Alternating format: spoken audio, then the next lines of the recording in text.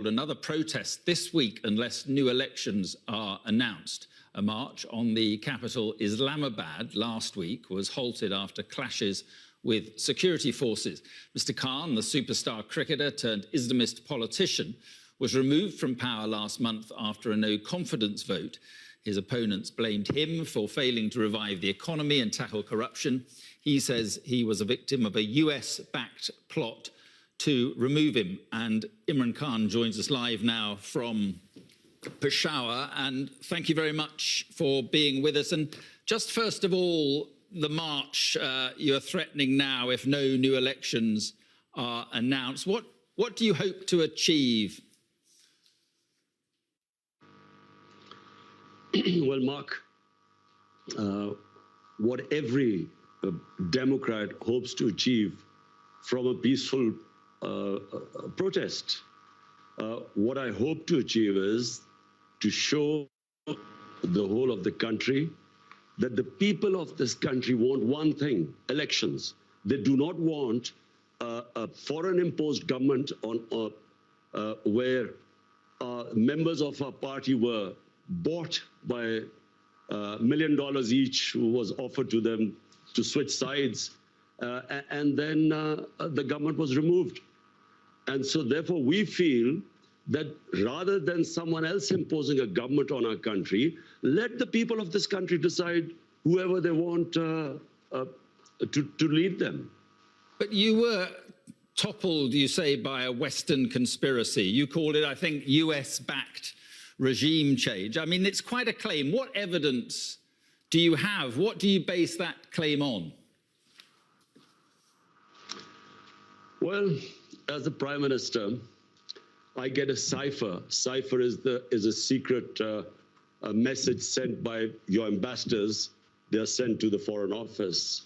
It's like in WikiLeaks. You know, WikiLeaks was when they broke the code, so the secret messages were relayed to the public. So I get a cipher from my ambassador in the US, and it's an official meeting he has with this American undersecretary or whatever, Donald Lu. And me as the Prime Minister, I'm reading this cipher, and it says that unless you remove your Prime Minister through this vote of no confidence, which hadn't been tabled as yet, there will be consequences for Pakistan. And if you remove him, all will be forgiven. Now, this is what me as a Prime Minister reading this cipher.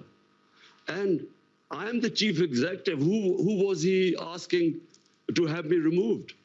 So the next day, after this meeting, official meeting with note takers, with minutes between our ambassador in Washington and this American official, Donald Lu, next day, the no confidence motion is tabled in our National Assembly. And then members of our party, which I told you were offered these huge sums to switch sides, they start leaving our party. Our allies leave our party. And just to remind you that at this time, in the last 2 years, Pakistan's growth rate was 5.6% last year. This time was 6%. It is one of the highest growth rates in Pakistan's history. Right. Our industry was booming, exports record, remittances record, tax collection record. We cope with the coronavirus. We are considered one of the 5 top countries which saved the people and our economy and our poor people from the virus. So there was no reason for the government suddenly to be removed, because since we've been removed, by the way, the economy has gone in a tailspin. Right. So the point, Mark, let me just ask you about that. So let me just ask you about that, because the US completely deny this, and you say that the US wanted you out because of your foreign policy, which was increasingly anti-Western and clearly favouring China and Russia. Do you regret the ties with Russia, specifically given what's happened in Ukraine? Mark, in that cipher, Donald Lu is asking our ambassador that the Prime Minister, Imran Khan, was solely responsible for his decision to tour Russia. Now, the ambassador kept trying to explain to him that this was a tour which was planned long way back, long way before Ukraine. Secondly, all stakeholders, the Foreign Office, the military establishment, we were all on one page because the military wanted hardware. We wanted to buy gas from, because we got depleting gas reserves. We wanted to, and this was 6 years ago, this contract was being negotiated. And we wanted to buy Imran, wheat from Russia. So the problem, but let me just get coming. The problem is that on the very day that Putin invaded Ukraine, you shook hands with him in the Kremlin. That suggests, if you know, at least that you endorse what he's doing in Ukraine. Mark, how the hell was I supposed to know that the day I landed in Moscow, Putin was going to go into Ukraine? But remember, you didn't need to go ahead with the meeting. Even then, from Moscow. So hold on, Mark. My statement as Moscow was, I have never believed in military solutions. So never did I endorse that. Ours was a totally bilateral meeting, and it was planned long before. So point I'm trying to make is that we didn't realize that when I would reach there, that Putin would go into Ukraine. How was I supposed to know? And how could you be punished for that? But do you accept? This is the big thing. How could you have? But do you accept that what Russia is doing is an illegal act of aggression? Do you condemn what Russia is doing? Mark, I am against all military operations. I was against Iraq war. I was against US going into Afghanistan consistently. I'm against military solutions in Ukraine to solve problems. But point I'm trying to make is that to hold me responsible, and in this cipher, it was only me being held responsible, while our ambassador was telling us that this was a long before the tour was planned. The purpose of going there were bilateral things. But we had nothing to do with. But even so, the problem is that the ties you have with Russia and China suggests that you went ahead with that meeting, that human rights are secondary to trade for you. Russia is waging a war on its neighbor, killing civilians. China has a terrible record on human rights, repressing the Uyghurs and other minorities.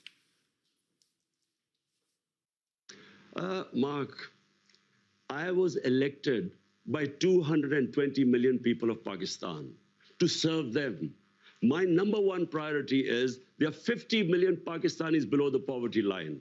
I was not elected for them to correct all the wrongs that are going on in the world. My responsibility was my country. And so all my relationships, whether it was with China, with the United States, with Russia, were for the benefit of our own people. Listen, in Kashmir, which is a dispute between Pakistan and India, India has violated all United Nations resolutions on Kashmir. They've illegally taken away the right of the Kashmiri people and basically got rid of the statehood. Now, did anyone speak against it? The atrocities going on in Kashmir, 100,000 people in Kashmiris have died. Has anyone condemned India for that? No, because India is an ally. Allow us to be neutral too so that we can look after our own people. What about Afghanistan? Are you pleased to see the Taliban back in control in Afghanistan? Were you pleased to see the West defeated? Mark, Afghanistan there was never going to be a military solution. Anyone who knows the history of Afghanistan, and the British above all, have experienced 3 wars in Afghanistan. The 3 times they've gone into Afghanistan in the 19th century, twice in 19th and once in the 20th century. There was never going to be a military solution. People like us who kept saying that this is not, you will not solve Afghanistan problem by bombing them or sending your military, we were called pro-Taliban.